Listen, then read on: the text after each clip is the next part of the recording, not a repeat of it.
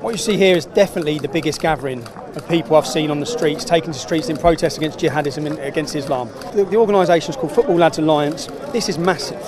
I think you're seeing the birth today of a huge organisation in the UK, which is historic as well, because you've got football fans putting away their rivalries, teams that despise each other, supporters that despise each other, putting away their rivalries for the greater good and for the love of their country. There are tens of thousands of people here today.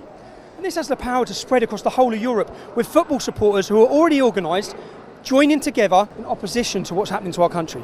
There's no flags, there's no racism, there's no chanting, there's no beer.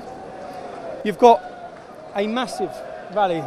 Wherever people are marching against extremism or reacting against extremism, I'll be amongst them. I come from Iran, which was a secular country until 1979, and then it turned into an Islamic state. I saw the left in Iran going into bed with the Islamists, and then the Islamists taking over, and the first victims of the Islamists were the actual leftists themselves, but they don't seem to learn from that. Red Pill Phil, how are you? Come here.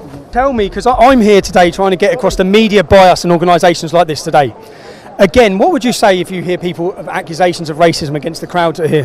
What would I say? I'd say they're being disingenuous to themselves, because you can see here that the people are just genuine, open and nice people that are here. Working class people that just got concerns. I can't see how anyone can look at this march and see a march of hate, a march of bigotry. It's just not. It's common sense. What do you think of the accusations people cry of racism? No, don't listen to that. I've been here all day. Look at the amount of people. Brilliant. I've not had one comment offended me at all. No, brilliant. Yeah, great. Yeah, because we're trying to get past the media bias on organisations like this. The minute they open their mouth. None of these people listen to that anyway. We have BBC News here. The only reason why we have to come is because of how bad they are. When you describe this crowd, how are you going to describe them in your news report? Well, we're going to call them. You've called what you've labelled yourself, which is an anti-extremist movement. When your news report comes out on this, yes. Will you mention the word far right? If people have labelled it as such, then we have to reflect that. You should report and reflect what you've met and seen today. Have you seen far right demonstrators? If people label it as such. If I label you as a nonce, would you report that you're a nonce? Because there's no truth in it, is there? What you do is word association, which is what all of you media do against ordinary people. These are all ordinary people who have come out to demonstrate. You will do word association of racism, of far right. You've got ordinary people out demonstrating against terrorism, and you, every time the mainstream media, you brand them, and it's not fair. It's not right, and you know that because you're on this demonstration. So equally, I'm sure you know where those labels come from. You have. Calls for tighter immigration. That is a right-wing rhetoric. So calls for tighter immigration against Islamic terrorism is a right-wing rhetoric. In fact, the Labour Party said to talk about immigration, tighter controls on immigration. Everyone does. Right. What do you mean a right-wing rhetoric? How's that a right-wing rhetoric? Well, people would say that is so because this group talks about terrorism and talks about controlling borders, that means they're far right.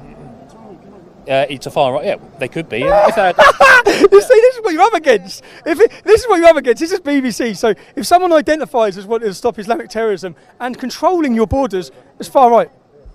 It would be labelled as such. Come by people like you! But in my opinion, it's absolutely invalid. It's about getting... You're reporting for the BBC, you're lying for the BBC, you are officially fake news and you're demonising so many innocent people. Right. You make it impossible for people to talk. You do that. That's who you are. You're here to try and get bad footage, that's why you're here. Right. That's your agenda. You have an agenda. You're frustrated with the media, from what I take from this you have a complete agenda when you come to these demonstrations. And you usually don't even report. If you can't get any bad footage of today, if you can't get violence, you don't report. Do you think there would be violence today? I mean, it's been peaceful so far. No, not unless far left demonstrators are allowed to get up and throw things at people, which is what usually happens. So if the police want to stitch the organisation up, which we'll see time and time again, then we'll see. But you are all part of the problem. If you like that and you want to see more, click like and subscribe.